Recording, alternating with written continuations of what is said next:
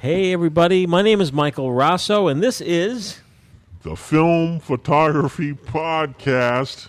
Oh boy. FPP. FPP, episode 119, February 15th, 2015.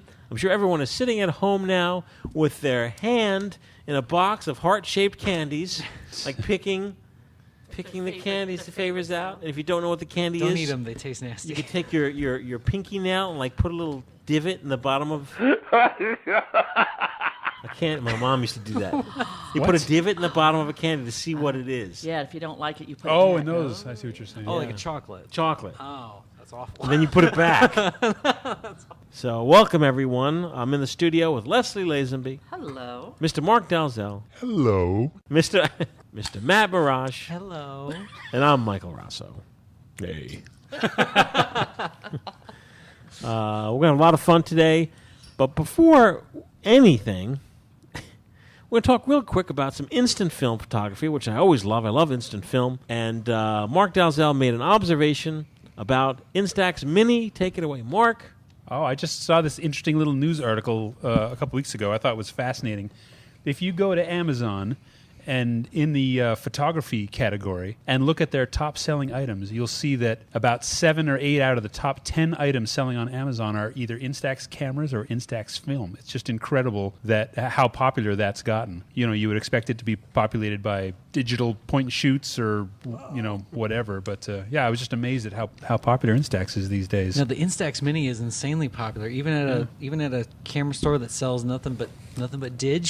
Yeah. Instax Mini is king. Over at Midwest Photo Exchange, they can't keep the stuff in stock. Folks Comes love on it. now. I just whipped out a camera that I've had sitting in. Honestly, I lost the camera for a year. Like it was in a bag that I lost.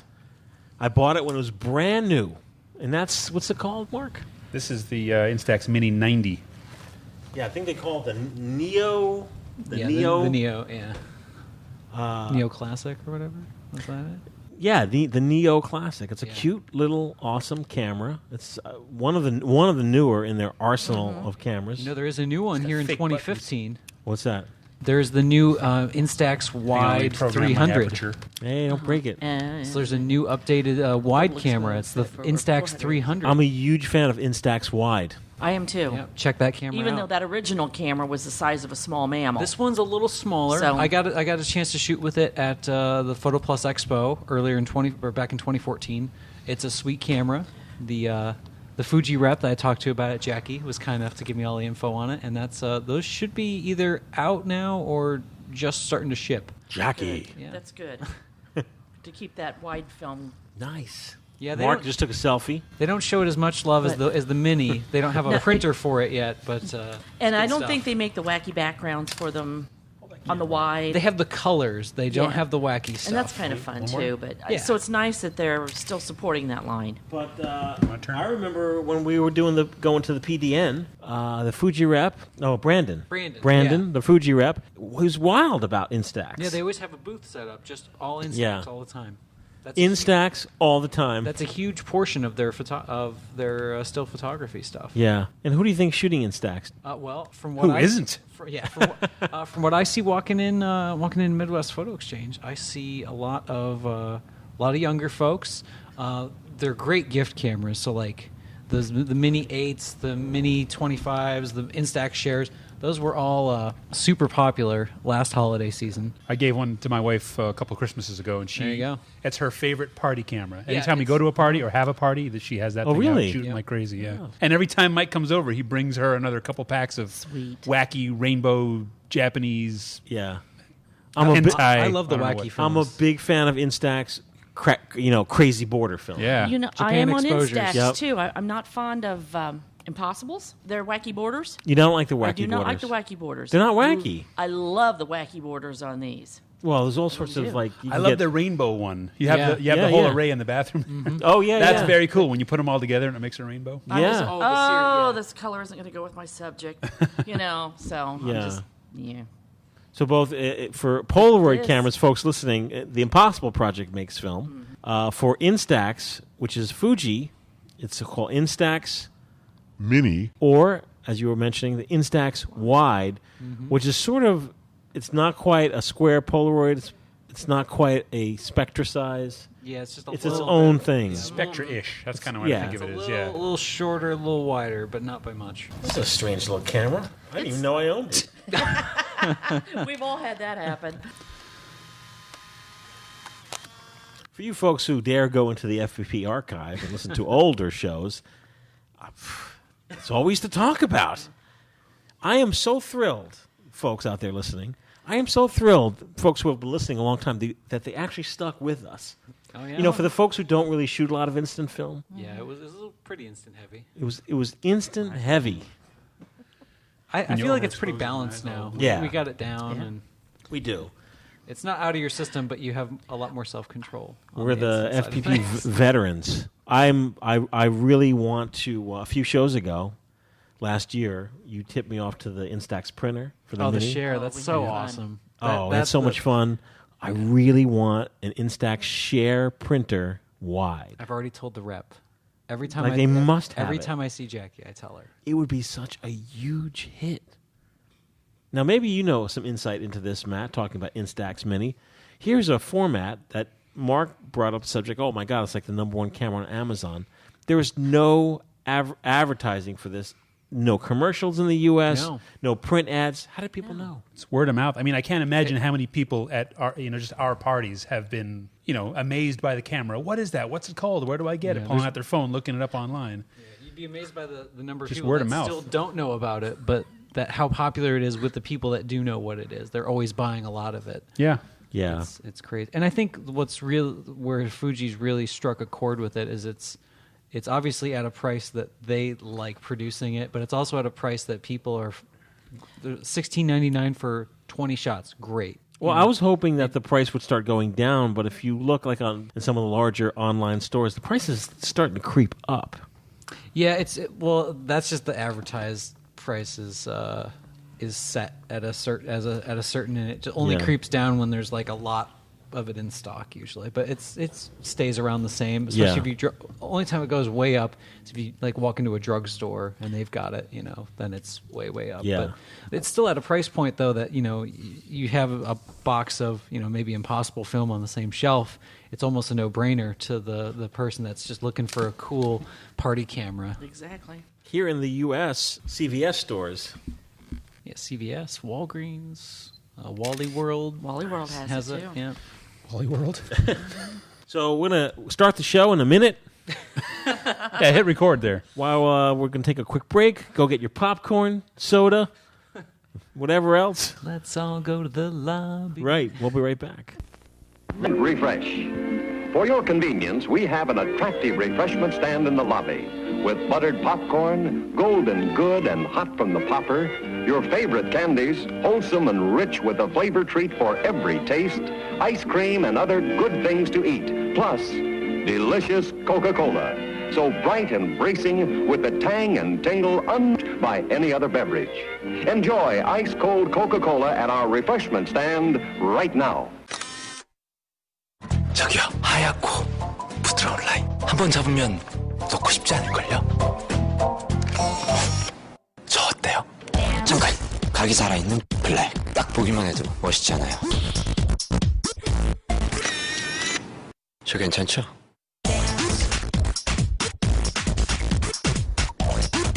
로맨틱하게, 시크하게. 넌 누굴 선택할래? Romantic and chic. Instax. Hey, we're back, and we're going to talk for a few minutes about 620 film. For folks who don't know, 620 film, it's roll film. Essentially the same film as 120 film. It's just on a different spool because these spools fit in mostly Kodak Brownie cameras and some other mid-1950s, 1960s cameras. I don't know if the Arguses, some of the Arguses were 620. Our guy. Or the Argai. There were a bunch of cameras. Basically, Kodak invented a new format so you could exclusively use their film. Sometimes. Yes. And it's exciting because we here at the Film Photography Podcast love 620 film so much that we molded our own 620 spool, which is doing fabulous. So if you own a camera and you want to shoot most folks want a spool so that you can roll your own in your own darkroom or dark bag. You could literally transfer the film off of your 120 film onto your 620 spool and start shooting, going 620 crazy. Or you could buy the film right in the film photography store. And if you do buy it, a roll of like Ektar or T-Max or Tri-X on a 620 version, it is me, yours truly, that has rolled that film in my own dark room, closet, or little place, little dark corner of the studio. We're going to lead off with Mark talking about a very common camera, super popular camera among 620 shooters, the Brownie Hawkeye flash camera. Does it have the flash attachment on the side? This is not the Hawkeye flash. It looks like it. Well, it's essentially the same camera, but this is just the Hawkeye. Oh, okay. So yeah, I'm just going to touch on it briefly because it was more about what I did with the lens on this one. But No, take your time. Talk about the whole show about it. all right, well, it all began Okay. with a man named Daguerre. The Brownie Hawkeye. These came out in 1949 originally. 49 to 51 was the straight Hawkeye. 51 into the 60s was the Hawkeye Flash model. So this is one of the early 49 to 51 model. It doesn't have the flash contacts on the side, but otherwise it's the same camera. And the flash contacts are, mostly pointless now since we rarely shoot bulbs anyway. And we're not going to waste them on this camera. Well, I shoot bulbs. We're not going to waste them on this camera even if we did. I always shoot bulbs. What are you talking about? All right, then. But yeah, I mean, it's a very basic sort of box style. It's a Bakelite box style camera. Yep. Kind of nice Art Deco styling. Kind of looks like an old 40s Pontiac. It has really no settings whatsoever except for sort of the faux TLR down the front. You can view it, and a shutter and a winder. That's really it. So it truly is just kind of a box camera. The cool thing, and also, to mention, it does take 620 film. A lot of the old Kodak 620 cameras will also take 120. You can sort of jam it in there. And this is one, I think you can actually jam 120 spools. Yeah, but I mean, you would be crazy. You'd be crazy to do that, and the pictures will come out terribly. I usually don't because I usually don't take the risk because sometimes you do get a bit of a grind. Well, yeah, what happens is you get halfway through the roll and suddenly it starts binding up, which always happens to Dane. But what I did on this one, which you can do with a lot of the old Hawkeye cameras, was if you pop these apart. Mine has a crack in it, so it's taped up. But it's got more of a crack. What you can do is if you take the front, so we're specifically talking about the Brownie Hawkeye here. Take the back off it with the main body of it. Down inside, there are two screws. Take those two screws out, and the whole camera comes apart. The lens is just held in there by the pressure of the back on it. Flip the lens over. Yes. 90 degrees, 180 degrees. Put the whole camera back together. It will still shoot normally, and what you'll get is pictures where the center of the frame is sharp, but the outside goes all Doctor Who crazy. Warp speed tunnel vision. So it's kind of a cool special effect that you can do. So that's what I did a few weeks ago with this, was flip the lens, load it up with some T-Max 400, and go out shooting some wacky warp speed pictures with it. So it's kind of a fun effect. You always do the back lens, not the front? Yeah, well, this camera only has the one lens. The front glass is just glass. It's not a lens.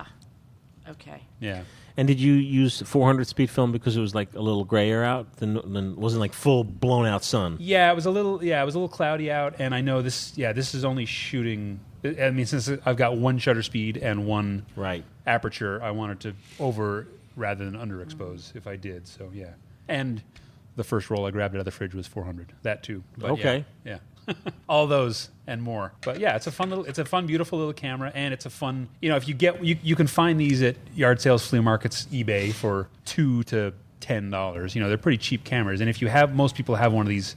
If they're a camera collector at all, kicking around, and you may think it's kind of a useless, boring camera that you can't do anything with, flipping the lens is kind of a fun thing that you can do with it, and it'll give you a really unique special effect. Not even your Instagram buddies have that filter. And those the two screws, not the front screws. No, when you take the back off. Why do you use that? What's that piece of tape for? Well, I have a big crack on the side, so it's just a light leak. So my super duper light tight 10 pieces of masking tape. I thought it was a Band-Aid when you peeled it off. No, so if you take the front off, yes. When you look down through it, there are two screws in here. Oh, okay. And when you take those two, that's the only thing that holds it on. Yep, that's the only thing. And when you take those two screws out, it's not like some other cameras. Like there's just a million pieces fall to the No, ground. this whole centerpiece will lift out, and then the lens is just sitting there. So you can just flip it the lens over. and put this back on. So this piece right here, which I'm sorry, listening, you can't see what I'm talking about, but the main piece that you'll see when you take it apart, that's the only thing holding the lens on. So Right. it's a 3-minute. I bet swap. you there is a YouTube video or an Instructable that talks about Oh, I'm this. sure, yeah. Yeah. And I know it's something you can do with a lot of the old Brownie cameras, especially if they if they're the cameras that only have that single element lens in them. I don't know which is which, but I took apart one or two. There's another one I have that's the really tiny little Baby brownie? no, is it the Holiday or something? Oh. It's a little tiny brown cube one that's kind of like trapezoidal shaped. Yes. You know the one I mean? I do, Holiday yes. Flash, maybe. That one I took out, and that lens is not reversible. So I know some of them are and some of them aren't. So then I pulled this one out second, and it was. So I went for What it. makes them not reversible? You can't remove them? That the lens was actually pressed in, Okay. and it was glass. So when you try and pop it out, it explodes into 1,000 pieces. There you go. Just saying, Couldn't I've heard that reasonably- happens. I don't. Couldn't have reason Yeah. to leave it alone. Thank you, Mark. Sure. Yeah, Neat. it's pretty sweet. I have some exciting news about 620 film. This is especially exciting for the FPP because I'm the guy rolling all that gosh darn film. I sent some samples of our 620 film on our molded plastic 620 spools to none other than Chuck Baker. He runs the Brownie camera page, brownie-camera.com. I'm literally on that page on my phone as you speak. Oh, how about that? This is after he has received the film. He says, "Hello, Mike. Thanks for the spools and Verichrome. I've completed a thorough testing of the spools in many different cameras for fit, along with a very harsh light leak test and overall construction." I was sweating already. I was like, uh-oh. This guy's pretty serious. Doesn't Here we sound happy go. so far. This guy's pretty serious. There was a 100% fit in all the 25 or so cameras I tried them in. A couple were tighter than others, but all fit and could be removed easily without the film unraveling. Nice. There was no film jamming when used as both film carrier and the film take-up. The light leak test was performed with 2 FPP spools and 2 Kodak metal spools side by side and re-spooled with film at the same time. I mean, he's testing it all the right ways, Yeah. right? This is like Consumer Reports here. Exactly. Well, he's not the Brownie camera page for nothing. That's right. I got a small amount of light leak when exposing a re-spooled roll to direct sunlight and an up-close bright LED flashlight for a long period of time. The FPP allowed virtually the same amount of light in along the outside the edges as did the Kodak metal spool. I mean, he's blasting it with sun. Yeah, but just to That's see to how be much it can expected. take. Yeah. That's great. None of the light leaks went into the image area. It says no light leaks were seen deeper than 3 layers around image number 4. Oh, okay.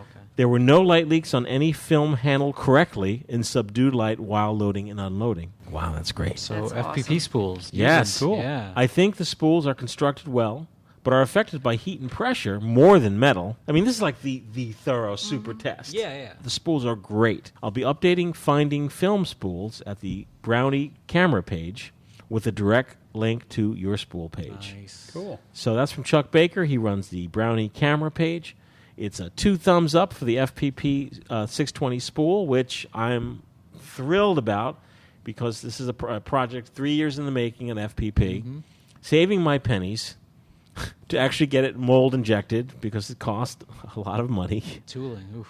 And I want to say that although it's going to take some time, we're well on our way to selling enough spools to make this whole project worthwhile, which is fantastic. And once we get over the first batch of spools, which is like somewhere around 5,000 spools, the second batch will be cheaper because now the mold has been paid for, Yep. so the price will come down, which will be amazing. So, folks out there listening, keep at it. I just wanted to say, too, I don't know if you've seen this, but No. if you go to brownie-camera.com, under where can you get spools, it says here, Film Photography Project offers new 620 spools that I have thoroughly tested and have found them as good as original 620 metal spools. Whoa. He's got a link to you right there. So, yeah, it's official. We're legit. Wow. That is sweet. There you go. Wow. I don't really want to do the rest of the show now. That's it. You My can retire. My Six- hunt 620 down camera mic for drop. 2015 is a 620 camera. Yeah. Yeah, so Nice. I just got tired of looking on eBay to see folks like raping people. Like $9 for a spool. Yeah, $10. it's like F that. it's like We're just gonna And make they our were own. old- and those were old stock spools, like you didn't Yeah. know the condition. Yeah, I've sent quite a few people that come in with grandma, grandpa's camera. Yeah. Come into Midwest Photo Exchange. Where do I get film for this? What do I do? FPP. Nice. That's what you do. Need business cards. Oh, I got 'em. Yeah, you got them. I got 'em. When we come back, we're going to be talking about, sadly, something other than 620. Ah, But what else is there? I don't know. She's We'll going be to tell us. We'll be right back. Man's best friend. Make some of man's best pictures. Appealing snapshots, beautiful color slides, lively home movies. Your dog has a personality all his own, so you don't need trick shots or dog show poses. Just watch him quietly, keep your camera ready, and you'll get the kind of picture only you can take. If you can, have a helper who knows your dog. Then, as he talks quietly to your dog, you'll get the kind of alert expression you've been waiting for. A favorite ball or bone is almost sure to bring you an appealing pose like this. And don't forget his friends or acquaintances. And remember, they all look best before a simple background. Of course, you'll want to do as all professionals do and take several shots of every situation. That way you'll be sure to get pictures you'll enjoy over and over again. And whether you make snapshots, color slides, or home movies, always use dependable Kodak film, the film in the familiar yellow box. Hey, folks listening, guess what?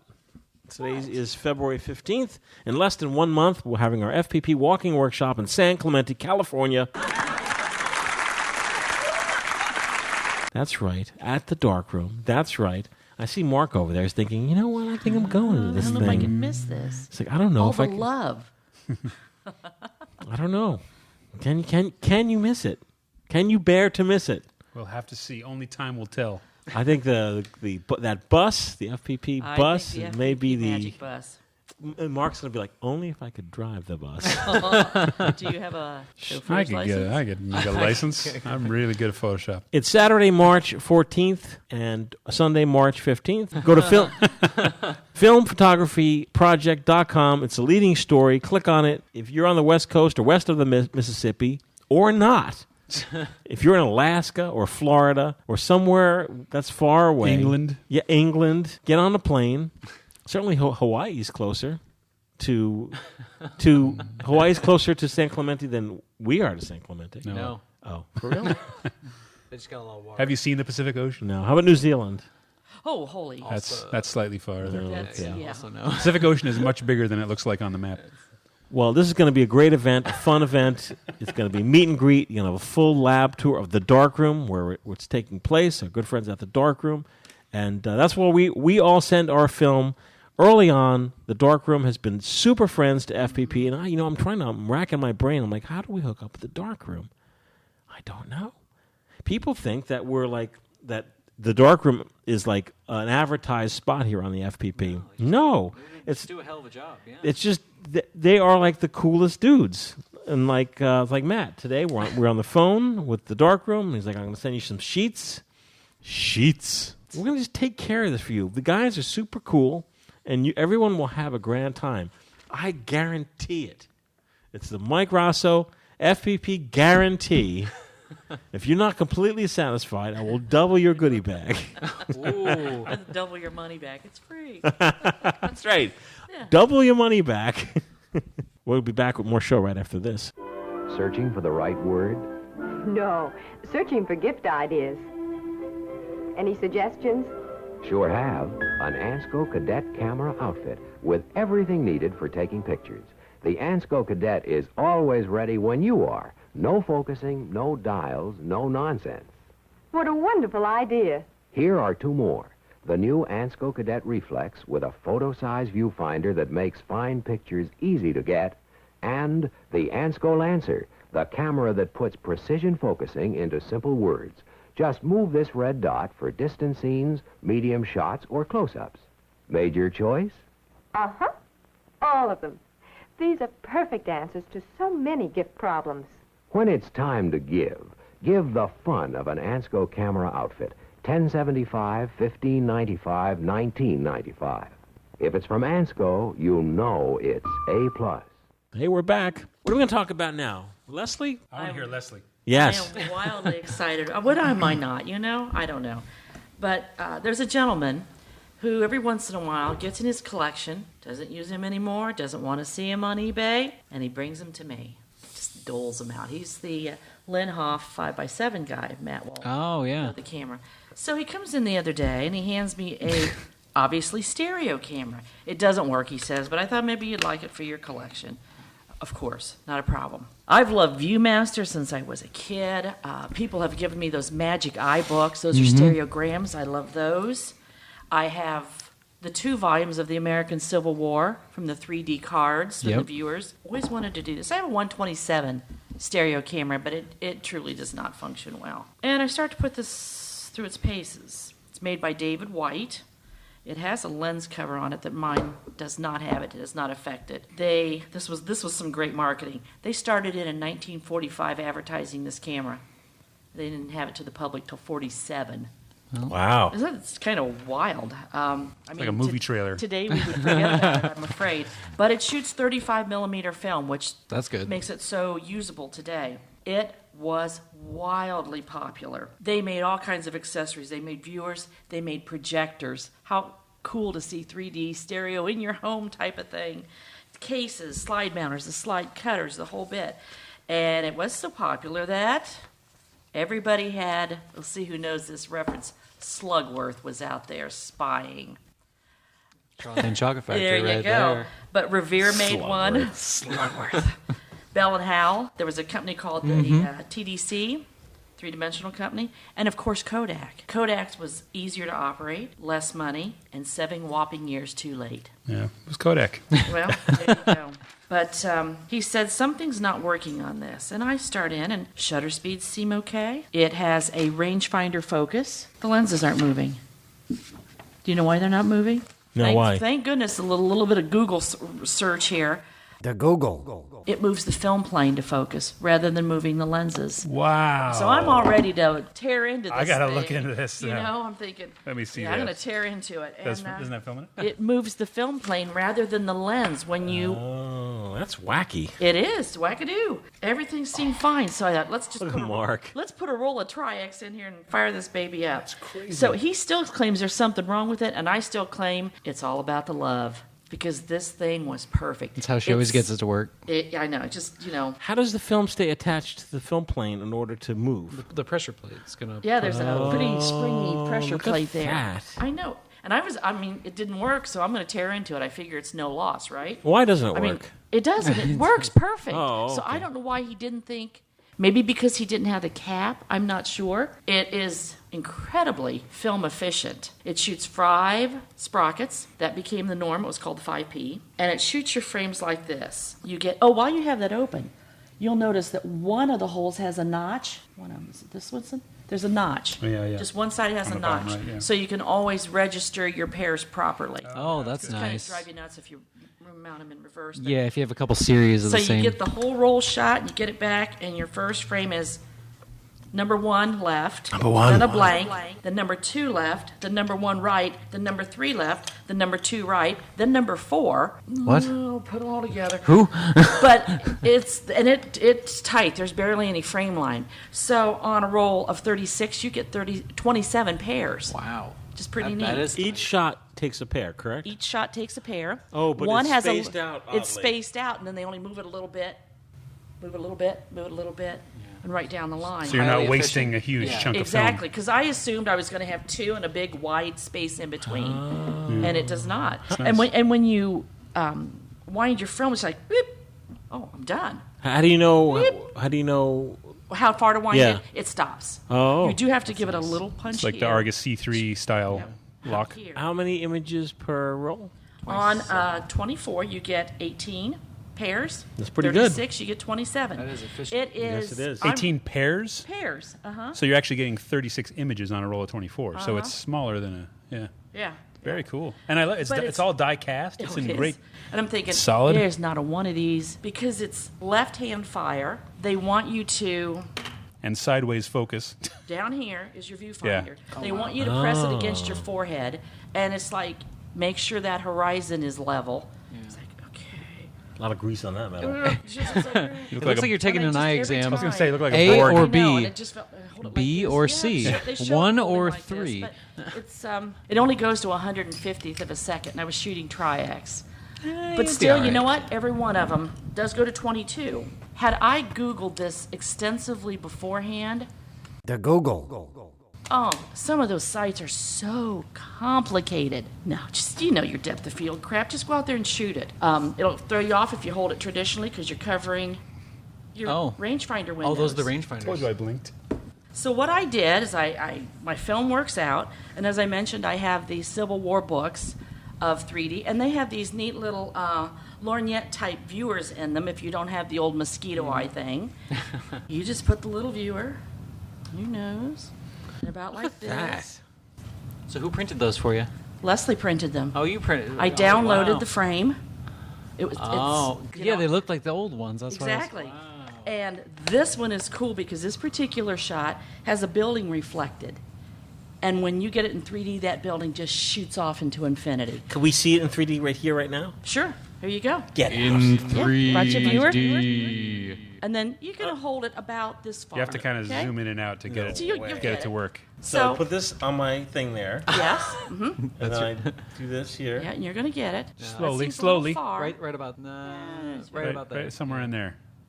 It should Oh, be the like, images match up? They match Yeah, it up, should and be then like- things just come to you and go It away. should be like and- 9 inches from your face, isn't it? Something like that. I don't know that. Now, my brother, who is a mathematical wizard, cannot 3D.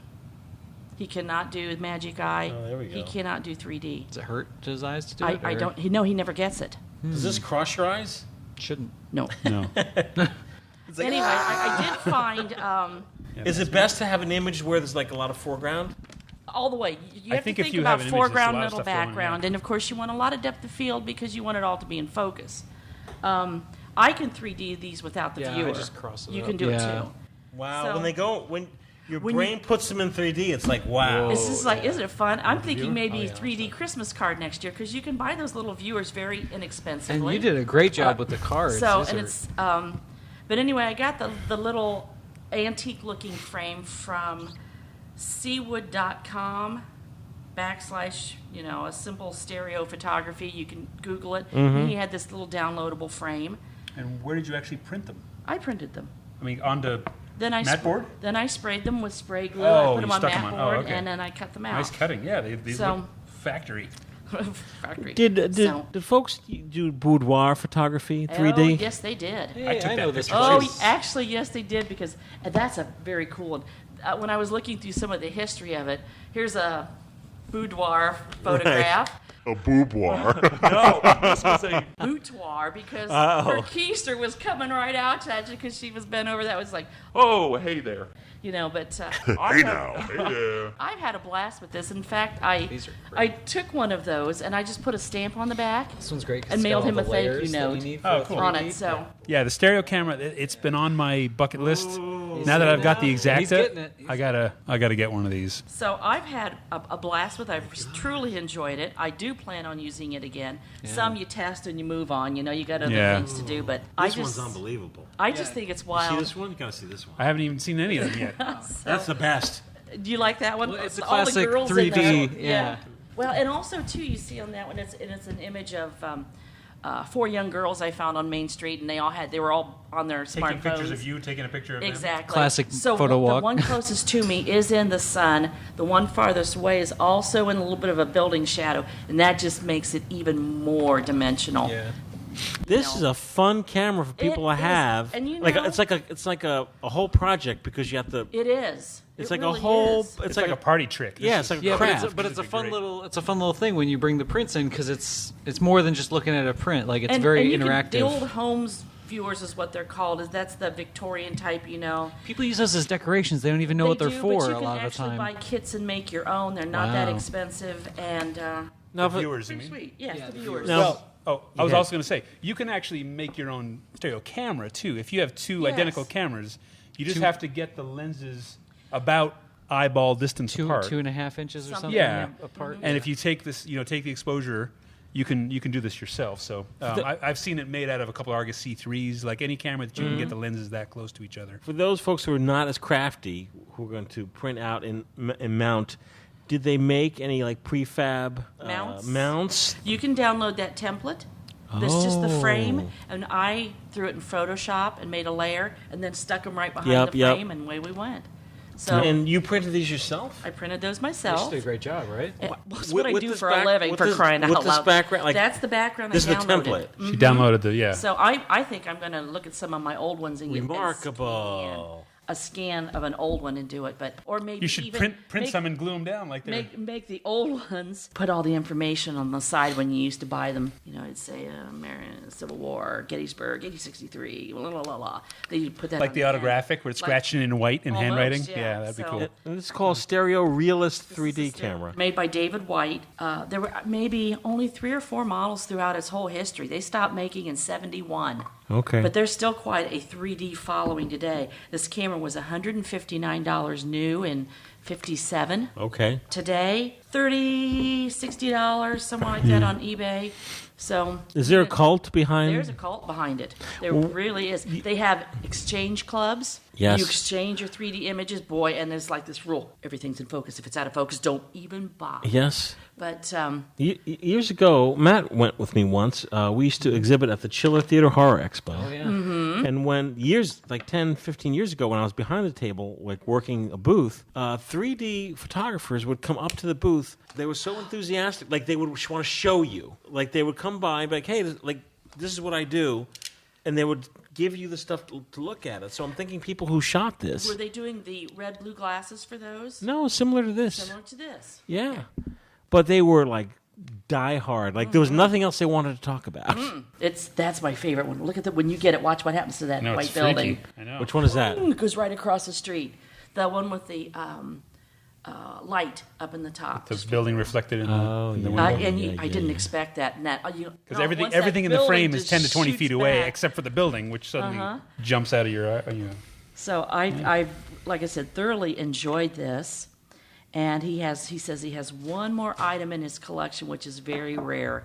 And I can't wait till he brings it in. That'll be in the will. So I'll tell you that one shot of the kids on Main Street. I mean, if you are doing this as a hobby and you have a family and you want to like stack your kids, exactly, you know, like it'll make an awesome picture. Cool portrait. And the cost of these, if you buy these one up, they're around $3.95.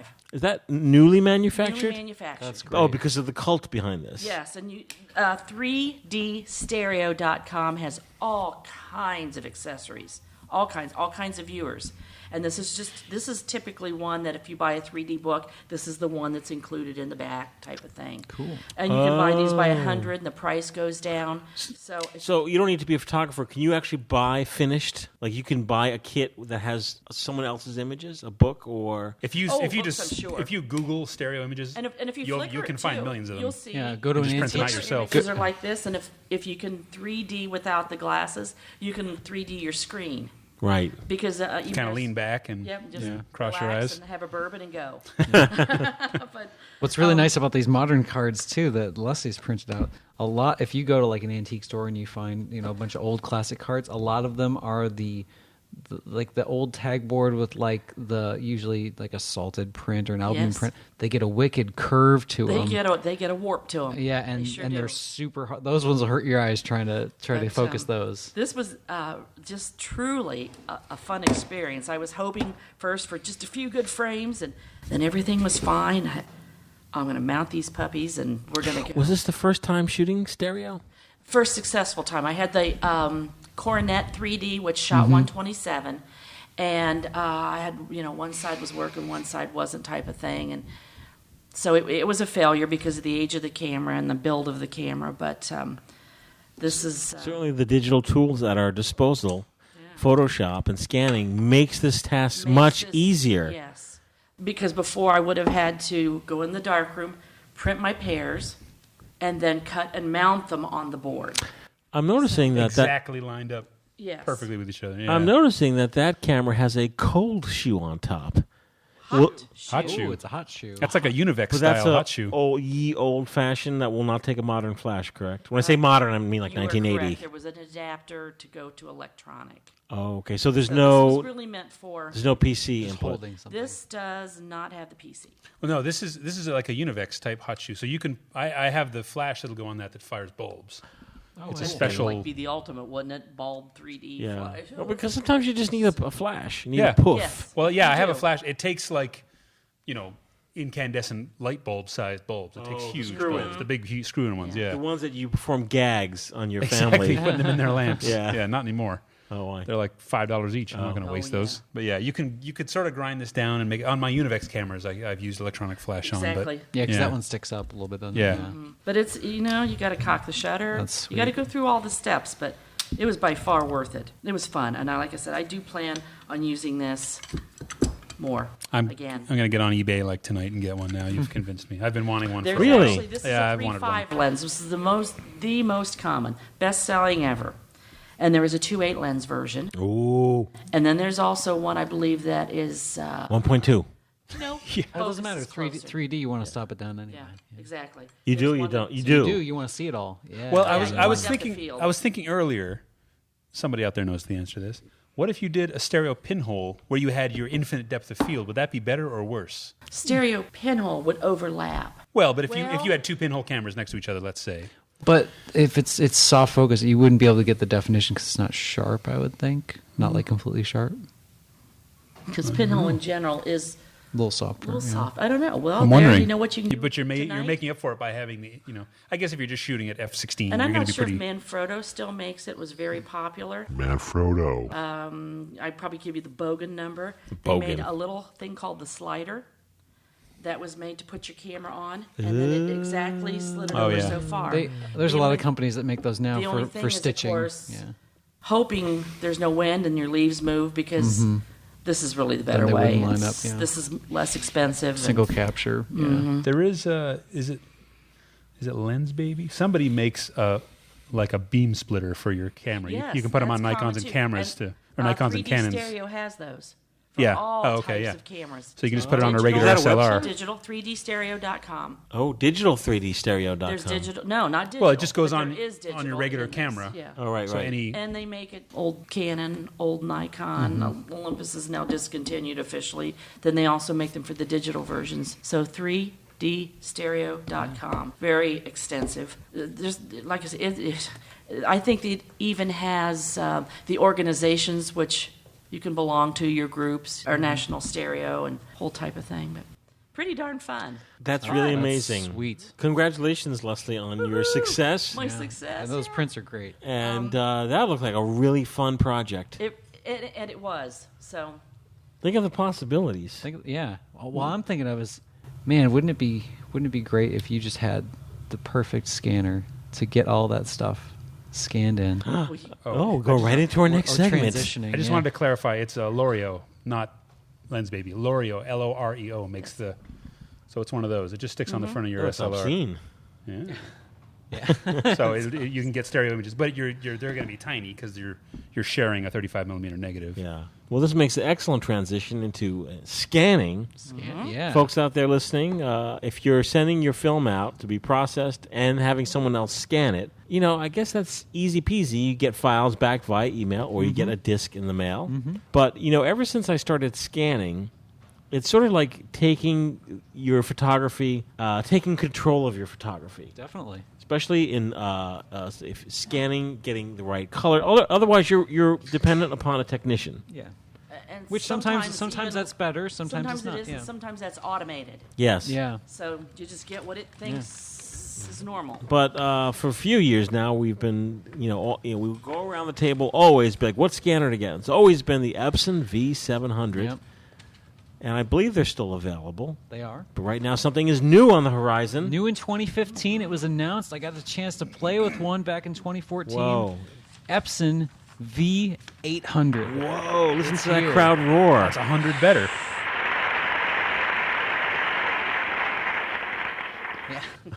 Costs more than 100 better. But it is a fantastic scanner. It has a little bit of a resolution boost from the V700, but the most important thing, that makes it different, and why you would. I'm not saying dump your V700s right now or 750s. I'll buy them. Throw them out the window. Exactly. Oh, wait, donate them to the FPP. Send them on over. The V800s. So one thing that the 700s didn't have that basically made BetterScanning.com a place to go is they didn't have adjustable holders. The V800 comes with adjustable height holders that also have A&R glass. That's the big thing. The 750 is adjustable. Yeah, 750. So this is poorly adjustable. This is like the best of both worlds that they give you. Sweet. It's a much more versatile scanner. At first, when they first did the announcement for it way back when in 2014, I thought they used this really weird image on it that was just like badly photoshopped, and I thought, oh god, this scanner won't do 8x10. Why would they do that? But it is. It's an 8.5 by 11 flatbed. Comes with the 4.5.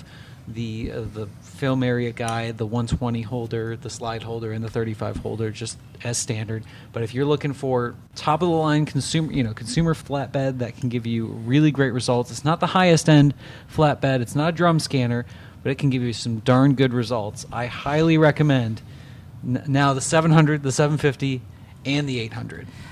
About where does that come in retail wise, dollar wise? Edit. I'm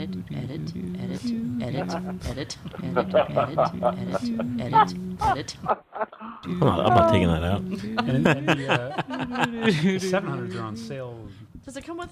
Can you wet mount? Can you? I don't recommend. Yeah, you wet put the mounting. negatives on, then you spritz it with water and close the top. Yeah, I don't recommend wet mounting anything. Really, it's a mess, isn't it? Yeah, it's too much. There is an 850. I believe this 800 though, the new film holders. It takes care of the dreaded curl because it holds the film. Mm-hmm. It's got the glass in between two pieces of glass. Yeah. That would be nice. You wouldn't believe $739. The cussing that went on at the Mecca. Scanning those stereo negs because I shot them on Tri-X. I didn't want to have time to flatten them. Taped them on there. Arrgh. So I hear you. Yeah. You needed some Shimina 400. Shimina 200. Especially on camera. Shimina, so flat. On negatives like that where they need to really be flat or they don't work. To be flat. Yeah. You can't have one with Newton's rings and the other one without. Yeah. $739, but there are Amazon sellers, and I hear these guys at Midwest Photo Exchange that might be able to do you a better deal. I've heard of them. They're great. Heard of them. How much can you get a V700 these days? Not too much less. I believe those are. There's like some refurbs going around for 4.5. I was going to say, there's 6 something on Amazon, but there's $659 or something. Yeah, like that, standard. Epson themselves actually on their website has them on clearance right now for $415, I think. And they're they're basically going to continue those until all their 800s are in, and then that's probably going to go by the wayside. But still with the Epson V series scanners, 800s. If you haven't pulled the trigger yet on one, you want to get the latest and greatest 800 or V850, you're good to go. It's a great investment that you will not regret, especially if you're shooting 35 and you're thinking, oh, I don't need it. One day, very soon, you'll be like, I want to shoot medium format. I want to shoot large format. I want to shoot 4x5. I want to scan my Polaroids. I want to scan any, Or people start coming with you, oh, can you scan this for me? And it's an old 4x5. And I've got oodles of pro scanners at the shop. That's what I do. And every once in a while, A doesn't get it. Yeah. B's not getting it, and I run it over to the Mecca, and I throw it on there, and I scan it through Epson software in the professional mode, and it'll nail it. So I'm very impressed with what is a prosumer scanner. That you can use professionally. Absolutely. Great. Thank you, Matt. Yeah, no problem. When we come back, what are we going to talk about when we come back? I got a large format thing. Oh, you have a book, too. Sweet. I got a book. I got a camera and a thing. A thing. A neat little thing. When our joy is at its zenith, when all is most right with the world, the most unthinkable disasters descend upon us.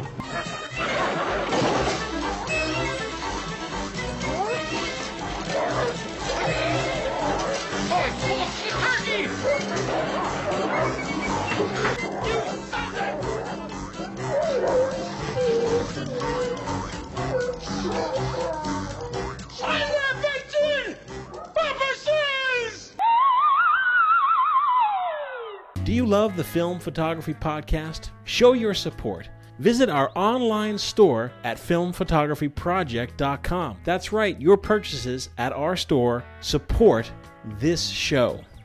What show? You're not only supporting the podcast, but you're also supporting our ample giveaway programs and our workshops. Just go to filmphotographyproject.com and click the store button. Good golly, Miss Molly. We're an official reseller of Kodak Alaris films. That's right. Impossible Project Instant Films. Super amazing. And our very own FPP hand-rolled films. Most notably is the addition of Shmina films. Shmina from Eastern Europe. Shmina FN64, Photo 100, Photo 200, Photo 400, as well as Eastman Kodak black and white motion picture film. That's right. Such stocks as Eastman XX, Eastman High Contrast 5363, and the awesome Kodak Fine Grain 2366. Filmphotographyproject.com. Hey! Thanks. Let's get back to more show.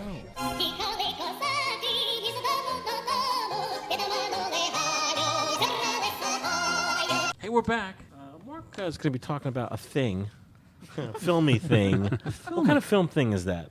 This is a neat little gadget I've got called the Stead-E Pod. Whoa, STEAD. The Steed Pod. The Stead-E Pod. Stead-Epid. What this is a portable tripod, monopod, but it's actually a cable monopod, and it works sort of the opposite of a regular. Let me see if I've got. Do you have? Can I borrow your SLR? Do you have something that doesn't weigh 19 pounds? Yeah. Hold on, I'll find something. Here. What's that green? Your own. Yeah. Canon right there. Oh, sorry, my nose is go. right here. Mm-hmm. So yeah, this is a Steady Pod. This is basically a portable tripod monopod. I can't even imagine how it works. Exactly, I'm going to blow your mind. So for those listening, you can Google it right now. Steady Pod. It's about the size of. Oh, look at it's that. smaller than a deck of cards. I mean, it's a tiny little thing. But here's what you do. I mean, imagine I'm walking away from the microphone. Here I am over here, far away from the microphone. What you do is you click this to extend. Yes. This pulls out the bottom. Whoa, look at that.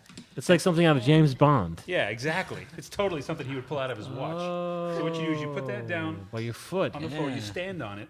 Providing you have and a foot. You lock it. And now you've got a tripod. You basically are pulling up on the cable, and there it is. It's like using a Steadicam. When you look through this, and you can pan really smoothly with it. Like you can shoot down to an eighth of a second with this, for real, and still get sharp. It looks exactly like you have it on a tripod when you're if you're pulling on a cable. You play an instrument. Yeah, if you give it some tension, and then when you're done, you just click to retract. It sucks itself back in, and not too fast, so it doesn't cut you. Yeah, it doesn't snap your fingers off. But, have you shot with that? Oh, I use it all the time. You do? This thing is in my camera bag at all times, everywhere I go. Especially like a windy day or something. You can also I also kind of use it as a grip too, so I can just use it as a hand grip, and if I'm just quick doing some shooting. But yeah, really cool little project. It's so tiny that you can just always have it with you, and I've actually had it in my jacket pocket for the last week. I keep forgetting it's even there, but really cool little toy. They sell for $20 to $30. I got this at Unique. They had it on the clearance table for like $5, so I grabbed it. But yeah, $20 or $30 on Amazon or all fine retailers. Wow, so that's quite a tip, Mark. Yeah, that's my neat little gadget. I highly recommend it. Thank you. And do you have a camera to talk about as well? I do. We could just go right to that. You want to talk about camera? Yeah. All right, let's keep this party going. I have a second camera. We should have called it Good Camera, Crappy Camera. I could have done the Hawkeye and the. So that was my sort of crappy camera. We haven't done that topic or the butter or not butter this year. I know, it's true. Don't worry, this one's butter. This is butter Pure and butter. Good Camera. What is that called? This is the Minox GTE. This is. As soon as you say Minox, I think mystery. Exactly. It's like saying Maserati. Like it just has this kind of cool mystique factor. I've not been excited about a 35mm camera as much as this one. Really? This is a really cool little camera. Sweet. Yeah, so Minox in 74, they came out with the Minox EL, which was the first of this family. This is the GTE, which is so that was 74. This one came out in 88. So this is a much more modern example of it. And basically what this is the smallest full-frame 35mm camera ever made. Like this thing is, whoa. I just said the SteadyPod is a little smaller than a deck of cards. This camera is a little bigger than a deck of cards. But, maybe not. It's a full-frame 35mm. Whoa. Zone focus. It'll run 2.8 up to f16. Wait, it's smaller than my Olympus XA? It is smaller. Let's side by side. What? Let's do it. Oh my gosh. It is holy crap. A millimeter shorter. And it has a hot shoe. It is hot shoe. 3 millimeters narrower. Dang. It's got a hot shoe. Shoe? What shoe? It's got a 10-second self-timer. I need one. It has got... You have film in that? Yeah. Oh. It's got a cable release. Whoa. Port, which Strict XA does not upgrade. have. Strict Mark, upgrade. Can Leslie just shoot the comparison between the two cameras? That's crazy. This is... Like the size comparison? Here, we'll get all of them. Yeah, it's got the cable release. It's got this cool little button on top which says 2x. 2 times better? This makes it double as good. When I first got it, and it's called the double exposure, I thought it would allow you to do double exposure. In fact, what it does is it basically doubles your exposure in the sense that it halves your shutter speed. So if you're shooting in a situation where you've got really bright background, you're shooting a portrait of someone, on a sunny day and their face is cloudy. You hit the 2x, it'll just... Their face is cloudy. Their face is all clouded. So 2 times as much exposure. Okay, exactly. got double it. the exposure, got it. not Okay. double exposure. So it'll do that. As Matt was saying, it does have a hot shoe on it, which crazy. is really cool. The only thing it doesn't have is a rangefinder, unfortunately. But you can just put use your ideal rangefinder You can use with your it. ideal rangefinder. yeah, exactly. You can do that, or you can because you can stick it on the shoe on top and have this big thick thing on the top of it. That thing is sweet. Have you shot with that? I have, yeah. Actually, I just finished a roll of Kodak BW400 in it. So I just finished a roll. Very sharp, great little camera. I'm sorry. Did you mention? Does it take a battery? It does. It takes a 1/3, technically a 1/3 N, which is what the manual says, which is the same as 4 LR44s. Oh, really? Or sorry, two 1/3 Ns. So I just have. Is it just a little holder? 1/3 N is 2 44s or 76s or... Right. Yeah. So 2 1/3 Ns, which is 4. I just put 4 44s in it, which is now very, very easy to get. I was very surprised the first time I did this. See that little Rick? Oh, look at It's that. like a giant battery set. holder for this tiny little It's camera. a lot of batteries for that little camera. Why is that? I don't know. I don't know why this camera needs 6 volts. It Yeah, doesn't even why does have it need- a flash on board. I don't know. The only thing it's running is the auto exposure and the self timer. And it I don't does. know. I'm sorry. You mentioned it does auto exposure. Yep. You can't. No Emmanuel mode. No, it does. On the bottom, it has your shutter speed or your film speeds. okay. So you can kind of fudge things with that if you want to go over or under. What are the film speed options? It goes from 25 to 1600. Oh, still Nice. better than the XA. Damn it. Sorry. This one. Well, so to make you feel better about the XA, what I also have here today is one of Dane's cameras, which is a completely ruined Kiev 35A, which was a copy of the Minox, a copy of the original Minox EL, and this is like a late 70s camera. This is more in line, chronologically with the Olympus XA. So the Olympus XA blows away. The only thing this has got is the hot shoe. It still does have a hot shoe on it, but otherwise it's got none of the automation. Got it. That the GTE does. This came out in '88, so this is 10 years newer than your XA. Got it. And there were actually even a couple of models later than this. There was the GTE 2. Like they made these up until the mid '90s, I think. Did they make a metal one of that? Because if so, I'm just like buying it now. They came. No, actually, what's kind of fun from a collectability standpoint is all the different models they made. I think there were about 10. The way that you tell them apart is the color of the shutter button. Oh, cool. So if you have a gray button, a blue button, a red button, that tells you which one you've got from a That's distance. neat. So the GTE was the red button. So yeah, really cool little camera. Yeah, that is awesome. Yeah, I'm mine's getting in- one of those very soon. Yeah. Oh yeah, definitely look for them. They range from $75 to $125 or so on eBay and yeah, there are a bunch of different models. So this is particularly the GTE, but there are other models that have the auto exposure. Depending on what features you want in it, they Such range a pocketable camera though. from That's, $30 or $40 wow. up. Can you open yeah. that baby up and give it a Yeah. shot? There you go. Thank you, Mark. Sure. I think people should run to their eBay. Yeah, People should run to their local eBay store.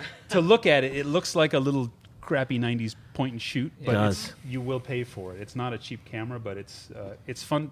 It's fun to shoot with, and the fact that it's so tiny, you can just throw it in a pocket and completely forget it's there. And it's very, very light. But yeah, it's really easy to work with. So wow. Did I ask you, how did you first hear about this? I've seen the Minox 35s around. I wasn't expecting to own one until I mentioned last episode or a couple episodes ago that I bought a bunch of cameras from someone who had them laying on a dining room table in their house when I went to buy some records, and this was one of the ones. They actually had all these nice SLRs laid out on the table, and then they had a Rubbermaid tub that I could see were some parts and pieces. And I opened up the tub, and it was some filters, some manuals, and this camera laying in the tub, because even they thought it was just a worthless point and shoot. So it's so smooth. Offered them 50 cents and walked out the door. I immediately grabbed that. Does Yeah. it have the wraparound case? Because I noticed It does. I don't have it. I only have the bottom. The bottom, which has the wrist strap on it. Isn't at that least, interesting? It's like an old folder. Yes, it is. Yeah, like Presses the lens in. like the drawbridge style. Shit in the eyepiece. Well, you got the strap up. There you go. There. It's like on the right hand side. It's like. Well, that's showing you your shutter speed. Oh, is there film in here? No. Yeah, so that shows you. So the needle, you want to have the needle around the middle or higher. What is the most common phrase said on the FPP podcast recording? Is there film in here? Yeah, exactly. You shoot with it yet? Oh, how do you get the needle to work? It might be on f/16 right now, so just speed up the lens. Oh, I see. So just right in there. Turn that down to f2.8, and you'll see it. Oh, the needle start to jump. How's this thing load? Does it pull apart? Yeah, the back completely comes off. Oh, which yeah, is now really the nice. needle's moving. Yeah, look at it go. Oh, wow. Dance, baby. Dance, Rummy. That's nice. And it has the auto exposure will go up to, I think, 2 seconds is the longest speed you can get out of it. So it's got a pretty good. Let's see, $70, $100, $200 with the collector's edition flash. Ooh. Yeah, these did come with the flash. Unfortunately, mine doesn't have it. But it's the a flash beast. It doubles the size. Yeah, of the height flash of makes it huge. Unfortunately, It probably takes stuff. 8 AAAs.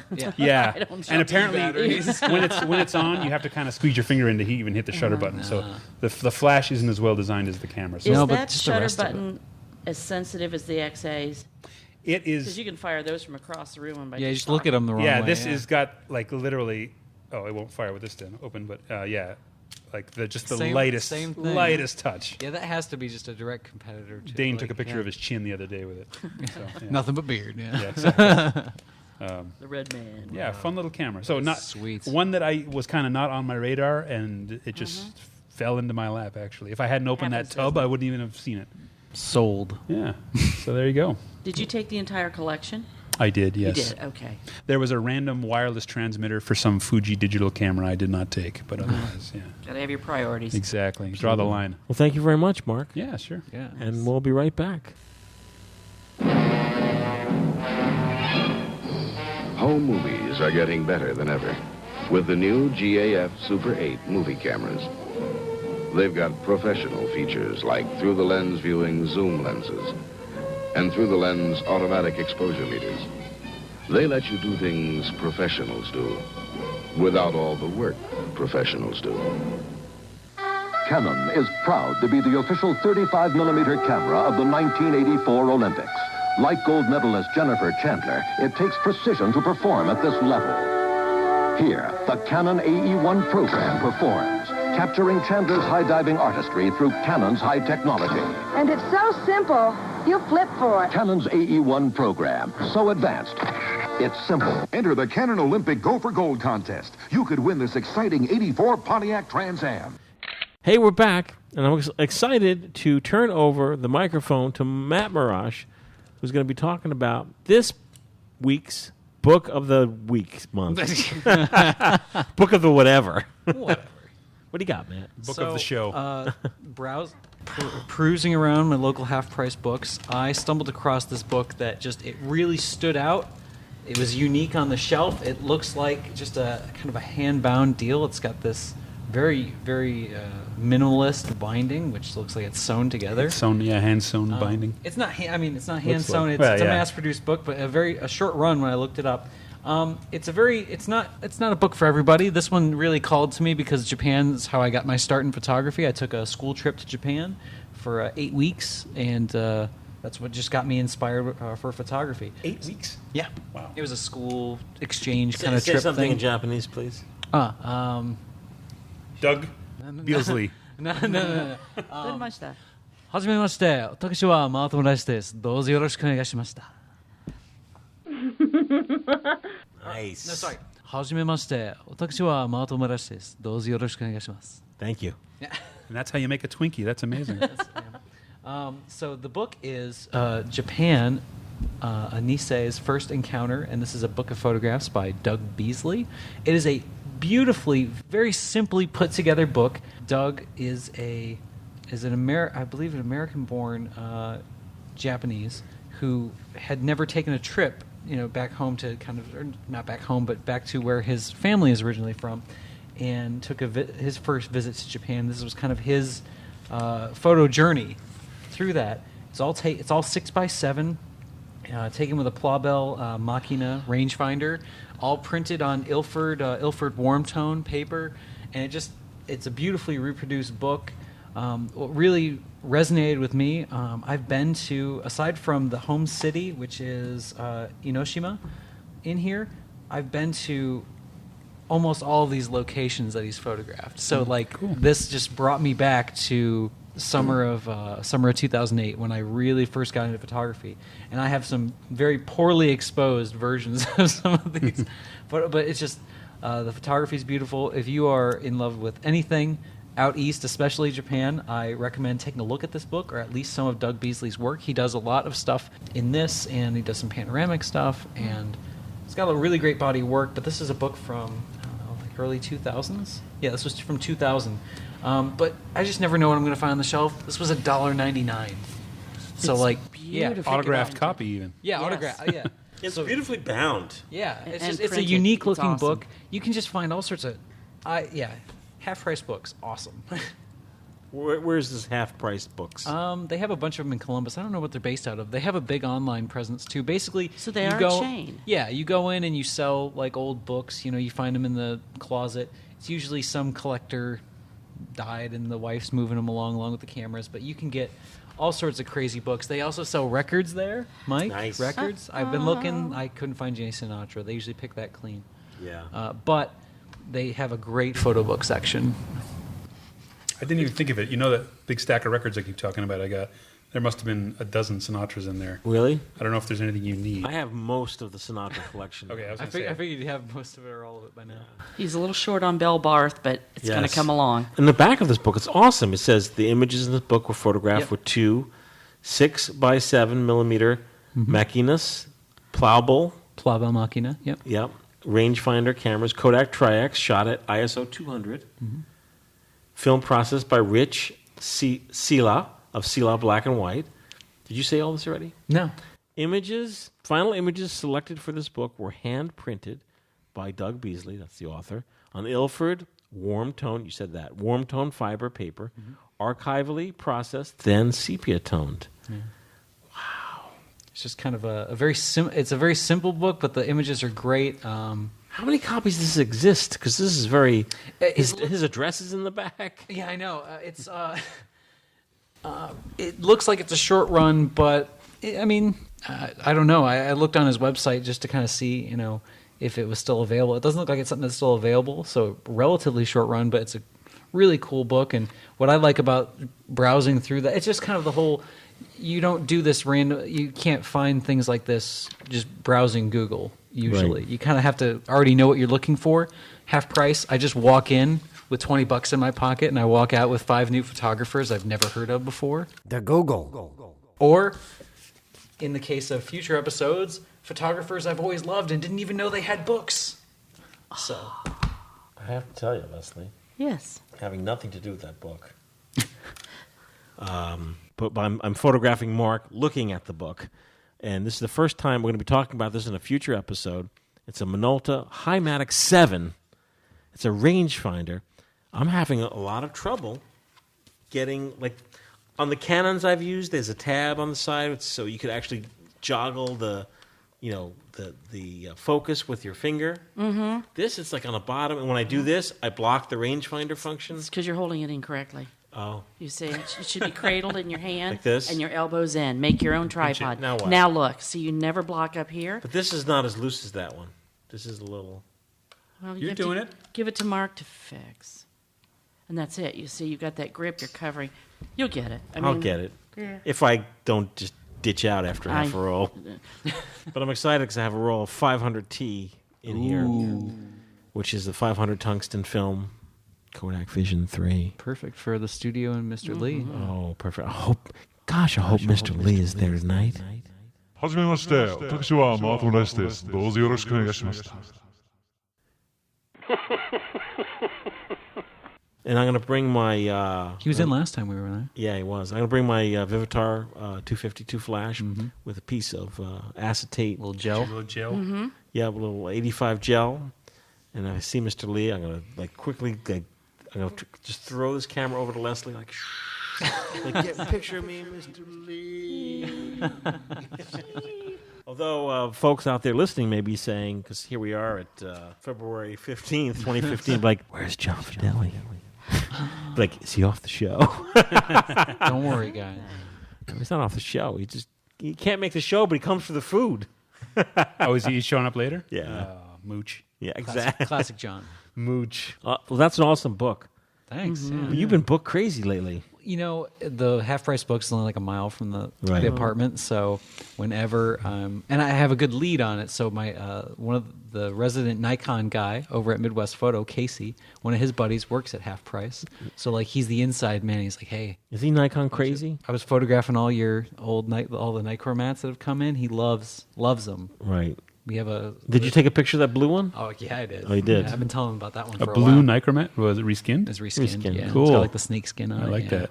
Yeah, but something that's reskinned, is that exciting for Nikon fanatics or not really? You have to be like a certain kind. If you're like the collector mentality, you're Like, like, oh my whoa, God. what did you do? Yeah. yeah. But like the guys that are excited, they just like them. Yeah. It's neat because it's different. Yeah. I like all my stuff to be like original and pristine, but if there's a shoot, like I would love to have like a purple skinned XGM, like something that's mine that I Or if use it's, every day, if just it's to make it trashed personal. And you're gonna, Yeah, and it's yeah. not rare. Make it fun. Hey, look at this baby. Like I have a bunch of reskinned Argus C3s, just to be different. Yeah, it's fun. Now with this rangefinder, which is the Minolta Highmatic 7, I could easily go out and shoot a whole roll with the cap on. Can't Yes, you could. Oh yeah, Classic rangefinder. and you just might. Rangefinders. Oh, I usually throw away the caps on rangefinders. Not on that one. That's an old style cap. You throw that my way if you're gonna do that. It's got the '70s logo. Yeah. So, Well, folks, I think that's it for this show. We had a grand time. What show? It's been a real fun time hanging out with you guys. I wish, like our listeners think, I wish we all lived in the firehouse together. Imagine that, coming down the pole in the morning. Imagine that. Matt's got the coffee on. Yeah. Always. Yeah. Or me, if he's sleeping in, I'd be flipping flapjacks. I don't Yep. cook. That's fine. I cook. That's okay. I'll Mark, have the get Polaroid up. set Be like, in the okay, corner." Charlotte's coming down the pole. Catch her. Be a lot of fun. We could actually have, with Charlotte and John Fideli has children, we could start our own schoolhouse too. Be the FPP Firehouse Schoolhouse. One room schoolhouse. Yeah, I don't know what I'm talking about. Just talking. This is all getting cut out. No, actually not. Oh. Want me to reverse the name of your child so no one knows? There you go. There's thousands of pictures of her on Flickr tagged. true. Everyone knows who she is. Carlotta. Well, I want to thank everyone. If anyone's ever in the New Jersey area, and Wayne, New Jersey is Lee Sushi. You can go there and actually see Mr. Lee comes over to you, shakes your hand, Yeah, it's a great guy. throws a lot of free stuff at us, like that little, Oh yeah. the little the spicy rice in the shell. That's good stuff. What else does he throw? At the end, the Little yogurt drinks. yogurt drinks that Yeah. helps out with your stomach. Digestion. Yeah. It's just sugar. Yeah. It's just sugar. But I've had a great time, and we're going to be back in 2 weeks, 2 short weeks, and we'll see you soon. No, hang on. Jennifer's the girl you used to see around the place, but now she's gone. Yes, she's gone to that great gig in the sky. She never had the chance to say goodbye. Oh, Jennifer, why did you have to die? Every Monday morning she would cross the busy road to get her coffee. She liked it strong, always waited for the light. But one day she just didn't see that bike. Oh, Jennifer, it gave you such a fright. Jennifer, I wonder if you're listening to this song. Never had the chance to say I loved you all along. I watched you every single morning. You saw the bike, you didn't hear my warning. Jennifer, Jennifer's a girl you used to see around the place, but now she's gone. Yeah, she's gone to the great gig in the sky. I'd love to see you when it's time to die. I sold the bike, I must apologize.